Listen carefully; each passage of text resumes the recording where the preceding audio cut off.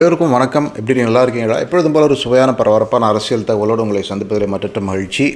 ஒரு மிக மிக சுவையான கண்ணோட்டத்தோடு உங்களை சந்திக்கிறேன். இது 2-3 நாட்களாக யூடியூப் தளத்தில் மிக மிக வைரலாகி கொண்டிருக்கின்ற ஒரு காணொளி, ஒரு இன்டர்வியூ. அதில் தமிழகத்தினுடைய மூத்த பத்திரிகையாளர் மணி அவர்கள் விடுதலை சிறுத்தைகள் கட்சியிலிருந்து விலக்கப்பட்ட, அதற்கு பிறகு விடுதலை கட்சியிலிருந்து தன்னை விலக்கி கொண்டு ராஜினாமா செய்துவிட்ட ஆதவ் அர்ஜுனா அவரை ஜேர்னலிஸ்ட் மணி பேட்டி எடுத்திருக்கிறார். அந்த பேட்டியிலுடைய பல கருத்துக்களை ஆதவ் அர்ஜுனா தெரிவித்திருக்கிறார். அதில் மிக மிக முக்கியமான கருத்து என்ன என்று சொன்னால், உறுதியாக 2026 சட்டமன்ற தேர்தலில் திராவிட முன்னேற்ற கழகம் ஆட்சிக்கு வராது. என்னதான் அவர்களுக்கு கூட்டணி இருந்தாலுமே கூட இப்போது உள்ள சூழ்நிலையை, குறிப்பாக ஆட்சிக்கு எதிராக மக்களுக்கு மிகுந்த கோபம் இருக்கிற சூழ்நிலை, வட மாவட்டங்களிலே சமீபத்தில் அந்த சாத்தனூர் அணை திறந்து விடப்பட்டு அந்த எச்சரிக்கை குறைவாக இருந்து அதனால் ஏற்பட்ட வெள்ளத்தில் பல பகுதிகள் பாதிக்கப்பட்டன. சட்டம் ஒழுங்கு கிட்டத்தட்ட ஒரு மாதிரி கொலாப்ஸாக இருக்குது. இன்னும் சொல்லப்போனால் கடந்த 48 மணி நேரங்களில் சென்னை நகரத்தினோட மையத்தில் இருக்கக்கூடிய மிக மிக புகழ்வாய்ந்த அண்ணா பல்கலைக்கழகத்தினுடைய அங்கே படித்து கொண்டிருக்கும் ஒரு மாணவனும் மாணவியும் இரவு நேரத்தில் பேசி கொண்டிருந்த பொழுது அந்த நண்பனான மாணவனை தாக்கிவிட்டு அந்த மாணவியை மானபங்கம் செய்ய முயன்ற ஒரு நபர் கைது செய்யப்பட்டிருக்கிறார். அந்த நபருடைய அரசியல் கட்சியும் வெளியாகி இருக்கிறது. அந்த நபர் கைது செய்யப்பட்டிருக்கிறார். Repeat offender. அந்த நபர் மீண்டும் மீண்டும் இந்த குற்றத்தை அண்ணா யூனிவர்சிட்டியிலே செஞ்சுருக்கிறார்னு சொல்கிறாங்க. அவர் அரசியல் கட்சியை ஆளும் கட்சியை சார்ந்தவர் என்ற தகவலும் வெளியாக இருக்கிறது. இப்படி திமுகவுக்கு மெல்ல மெல்ல சிக்கல்கள் அதிகரித்து கொண்டே இருக்கின்றன அப்படிங்கிறது ஒரு ரியாலிட்டி தான். ஆனால் ஆதவ் அர்ஜுனா அவர்கள் இங்கே ஜேர்னலிஸ்ட் மணிக்கிட்ட சொல்லக்கூடிய மிக மிக முக்கியமான கருத்து என்ன சொன்னாக்க, எல்லோரும் நினைப்பது இது நாம் அறிந்த விஷயம்தான். 2021 சட்டமன்ற தேர்தலில் திராவிட முன்னேற்ற கழகம் ஒரு பிரம்மாண்ட வெற்றியை பெற்றது போல் அவர்கள் அந்த போர்ட்ரே பண்ணுறாங்க. இது திராவிட மாடலுடைய வெற்றி, இது கருணாநிதியுடைய வாரிசு என்று சொல்லக்கூடிய முதலமைச்சர் மு.க. ஸ்டாலின் அவருக்கு கிடைத்த ஒரு வரலாறு காணாத வெற்றி என்ற ஒரு பிம்பத்தை தான் அவர்கள் ஏற்படுத்தி இருக்கிறார்கள். உண்மையிலேயே அது மிகப்பெரிய வெற்றி அல்ல அப்படிங்கிறது தெளிவாக ஆதவ் அர்ஜுனா எடுத்து உரைத்திருக்கிறார். அதற்கு முக்கியமாக அவர் சொல்லும் காரணம் ஓட் ஷேர். ஏதேனா எப்போவுமே ஒரு தேர்தலை நாம் அனலைஸ் பண்ணும்பொழுது பாட்டம் லைன் என்ன, கடைசியில் என்ன வாட் மேட்டர்ஸ் அப்படின்னு பார்த்தோம்னாக்க எவ்வளவு வாக்கு சதவீதத்தை அந்த கட்சி பெற்றது, அதனால் எவ்வளவு தொகுதிகளை பெற்றது அப்படின்னு தான்.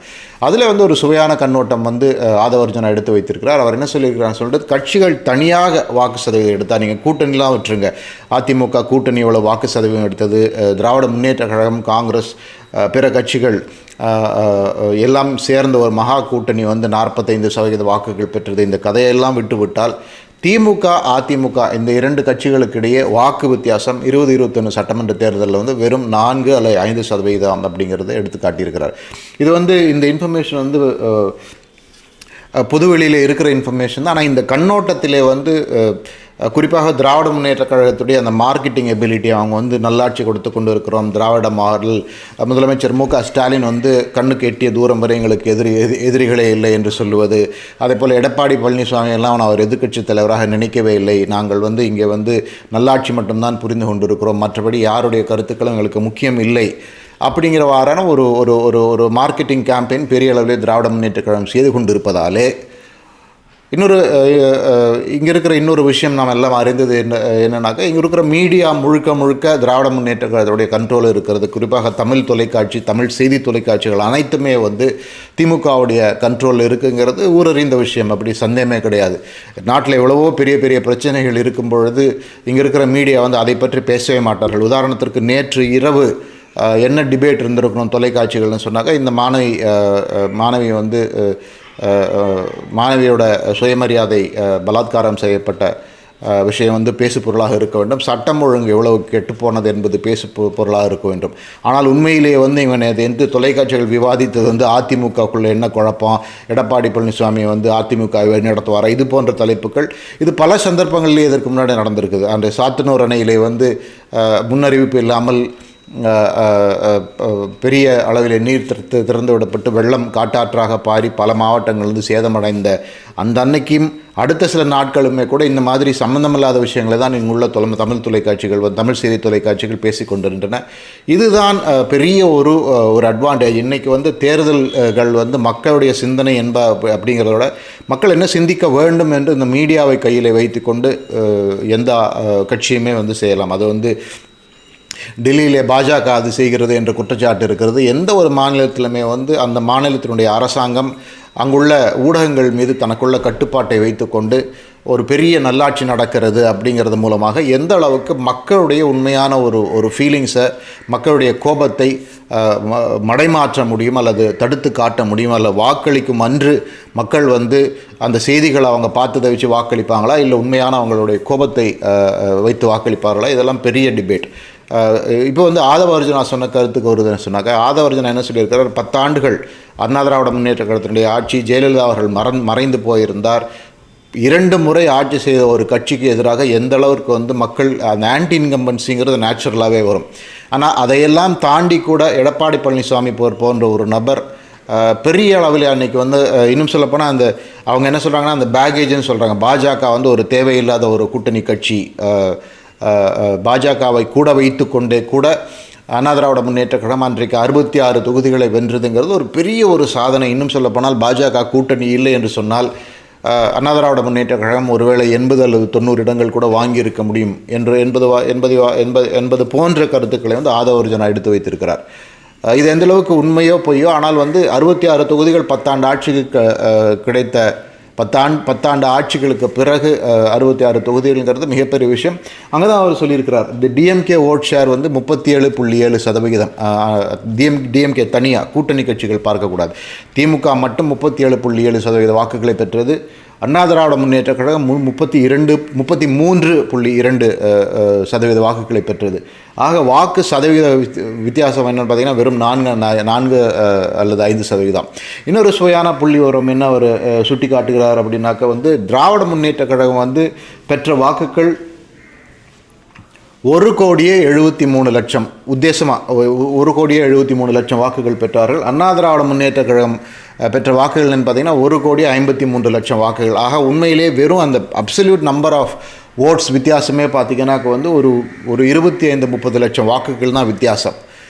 அதுதான் அந்த ஓட் ஷேர் வந்து 3-4% வருகிறது. ஸோ 1% வாக்குக்கு அப்ராக்சிமேட்டாக 6-7 லட்சம் வாக்குகள் எடுத்து வைத்தாக்க வந்து 33-34 லட்சம் வாக்குகள்ங்கிறது ஒரு 5% வாக்குகள்.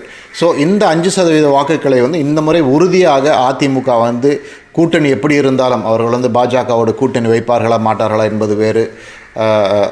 ஒருவேளை பாட்டாளி மக்கள் கட்சி வந்து பாஜக கூட்டணியிலிருந்து விலகுவதற்கான வாய்ப்பு இருக்கிறதா தெரியவில்லை. சமீப நாட்களிலே வந்து மருத்துவர் ராமதாஸ், அன்புமணி ராமதாஸ், அந்த கட்சியினுடைய ஜிகே மணி போன்றவர்கள்லாம் வந்து ஒரு மாதிரி குழப்பமான கருத்துக்களை தெரிவித்திருக்கிறார்கள். திமுக கூட்டணிக்கு கூட போவோம்னு சொல்கிறார்கள். ஆனால் ஒரு சிலர் என்ன சொல்கிறாங்கன்னா வந்து திமுக கூட்டணிக்கு போவது கடினமாக இருந்தாலும் கூட அதிமுகவோடு மீண்டும் பாமக இணைவதற்கான வாய்ப்பு இருக்கிறது. ஏன்னா திமுக கூட்டணியிலிருந்து விடுதலை சிறுத்தைகள் கட்சியினுடைய திருமாவளவன் இருக்கிறார். அந்த சூழ்நிலையிலே வந்து அதே கூட்டணியிலே வந்து பாமக இருக்காது. பாமக அங்கே போனால் விசிக வந்து வெளியே வர வேண்டி இருக்கும். இப்படிப்பட்ட கருத்துக்கள் எடுத்து வைக்கப்படுகின்றன. இந்த சூழ்நிலையிலே பெரிய அளவிலே மக்களுக்கு கோபம் இருக்கிறது. முதல் முறையாக கடந்த 4.5 ஆண்டுகளிலே வந்து திராவிட முன்னேற்ற கழக அரசு வந்து ஆன் தி டிஃபென்சிவ். நேற்று நடந்த சம்பவங்கள், சமீபத்தில் நடந்த திருநெல்வேலியில் வந்து வழக்காடு மன்றத்திலேயே வந்து ஒரு நபர் வெட்டி கொல்லப்பட்டார். இது போன்ற பல சட்டம் ஒழுங்கு பிரச்சனைகள் பெரிய அளவில் எழும்பி வருகின்றன. சமீப மாதங்களில் வந்து பல இடங்களிலே வந்து பெண்களுக்கு எதிரான அத்துமீறல் நடந்து கொண்டு இருக்கிறது. இப்படி பல சம்பவங்கள் நடந்து இருக்கின்றன. ஆதவர்ஜனா என்ன சொல்கிறாருனாக்க இதையெல்லாம் வந்து என்னதான் அரசு வந்து மூடி மறைத்து மாற்றுவதற்கு முயற்சி செய்தாலும் கூட அது முடியாது. உறுதியாக 2026 சட்டமன்ற தேர்தலில் வந்து எடப்பாடி பழனிசாமி அண்ணா திராவிட முன்னேற்ற கழகம் ஆட்சியை அமைக்கும் என்பதை அவர் எடுத்து சொல்லியிருக்கிறார். இது வந்து பியூராக வந்து அந்த ஸ்டாட்டிஸ்டிக்கல் பேசிஸில் அனலைஸ் பண்ணோம்னாக்கா அது ஓரளவுக்கு வாய்ப்பு இருப்பதாக தெரிகிறது. ஆனால் இதில் ஒரே ஃபேக்டர் என்னன்னாக்காது தமிழக வெற்றி கட்சி உடைய எஃபெக்ட் என்னவாக இருக்கும். பலரும் சொல்லுகிறார்கள் தமிழக வெற்றி கட்சி வந்து தனித்து நின்றால் அவர்கள் வந்து 20% வாக்குகளை எல்லாம் பெறுவார்கள் அப்படின்னு சொல்கிறாங்க. 20% வாக்குகளை பெற வேண்டும் என்று சொன்னால் கிட்டத்தட்ட அதுவே வந்து 1,00,00,000 மக்கள் விஜய்க்கு வாக்களிக்க வேண்டும். அதுதான் யதார்த்த உண்மை. அதாவது இந்த பர்சன்டேஜை சொல்லி ஈஸியாக கணக்கு காட்டலாம். ஆனால் ஒவ்வொரு சதவிகிதமே வந்து கிட்டத்தட்ட 6-7 லட்சம் வாக்குகள்னு வச்சுக்கோங்களேன். இப்போ 5% வாக்குகள்னாக்கா வந்து கிட்டத்தட்ட 30-40 லட்சம் வாக்குகள் பெற வேண்டும். ஆக ஒரு புதிய கட்சி, விஜயோடைய கட்சி வந்து முதல் தேர்தலிலே வந்து கூட்டணி வைக்காமல் 25% வாக்குகள் வாங்குவாங்க, மினிமம் 15% வாக்குகள் வாங்குவாங்க. நீங்கள் பல மூத்த பத்திரிகையாளர்களே சொல்கிறாங்க. அது எந்த அளவுக்கு சாத்தியமே தெரியவில்லை. அது ஒருவேளை உண்மையானால் அப்பொழுது உறுதியாக திமுக மீண்டும் ஆட்சிக்கு வருவதில் எந்த பிரச்சனையுமே இருக்காது. இன்னும் சொல்லப்போனால் விஜய் வந்து ஒரு 15-20% வாக்குகளை உடைத்து விட்டால் அது எங்கிருந்து உடையும்னு யாருக்குமே தெரியல. திமுகவுடைய வாக்குகளை மட்டும் உடைப்பாரா, அதிமுகவுடைய வாக்குகளை மட்டும் உடைப்பாரா, இல்லை பாஜகவுடைய வாக்குகளை எடுப்பாரா, இப்படி பல குழப்பங்கள் இருக்கின்றன. ஆனால் நம்மை பொறுத்தவரை ஒரு தனிப்பட்ட கருத்தை வந்து ஏற்கனவே பலமுறை சொல்லியிருக்கிறோம். ஒரு முதல் தேர்தலிலேயே வந்து ஒரு கட்சி வந்து பெரிய அளவிலே வாக்குகள் பெற்று, அதாவது 10% மேலேயே 12-15% பெற்றாலே அது பெரிய ஒரு சாதனையின் சந்தேகமே கிடையாது.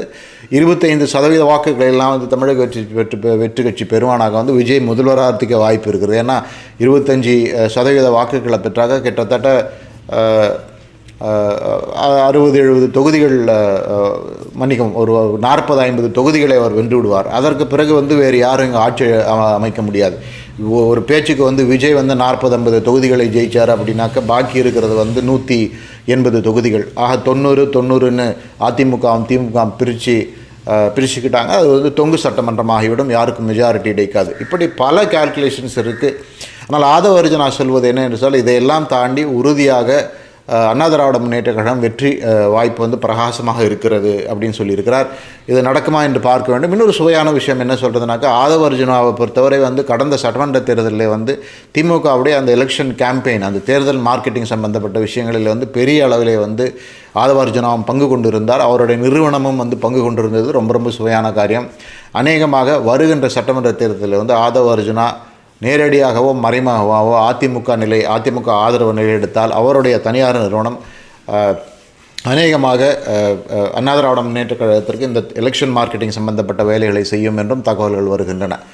இந்த சூழ்நிலையை, இந்த அடிப்படையிலே தான் ஆதவ அர்ஜுனா வந்து பெரிய அளவிலே மக்களுடைய எதிர்ப்பு திமுகவுக்கு இருக்கிறது.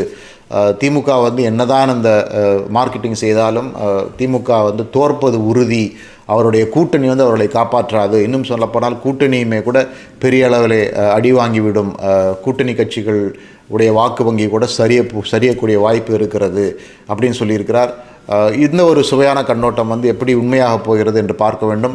இதே வேளையில் இதெல்லாம் உண்மையானால் தமிழக பாஜக தலைவர் அண்ணாமலையுடைய தலைமையிலே வந்து அந்த கட்சி எவ்வளோ வாக்கு சதவிகிதத்தை பெறும், பாராளுமன்றத்திலே வந்து பெற்ற 12% வாக்குகளை பெறுவாரா, இல்லை அது குறைவதற்கான வாய்ப்புகள் இருக்கிறதா, இல்லை என்னானாலும் வந்து அவருடைய வாக்கு வங்கி அதிகரித்துமா, இப்படி பல கணக்குகள் இருக்கின்றன. பொறுத்திருந்து பார்க்க வேண்டும். ஆதவ அர்ஜுனாவுடைய கருத்துப்படி உறுதியாக திராவிட முன்னேற்ற கழகம் மீண்டும் ஆட்சிக்கு வருவது மிக மிக கடினம் என்று சொல்கிறார்.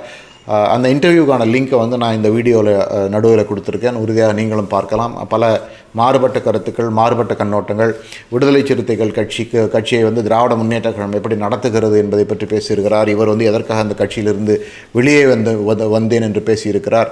அரசியல் களம் குறித்த பல யதார்த்தமான உண்மைகளை பேசியிருக்கிறார். எப்படி இளைஞருடைய மனம் மாறி வருகிறது என்று பேசியிருக்கிறார். ஒரு மாதிரி வாட்சபிள் இன்டர்வியூ. ஆதவ அர்ஜுனா அரசியல் கட்சி சார்பை மீறி உறுதியாக வந்து அவருடைய இன்புட்ஸ் வந்து ஒரு மாறுபட்ட கண்ணோட்டம் அந்த இன்டர்வியூவில் இருக்குது. உங்களுடைய கருத்து என்னென்னு பதிவிடுங்க. உறுதியாக திமுக வந்து ஆட்சிக்கு மீண்டும் ஒரு கடினமாக கூட்டணி இருந்தாலும் தோற்பார்களா அப்படிங்கிறத வந்து பார்க்க வேண்டும்.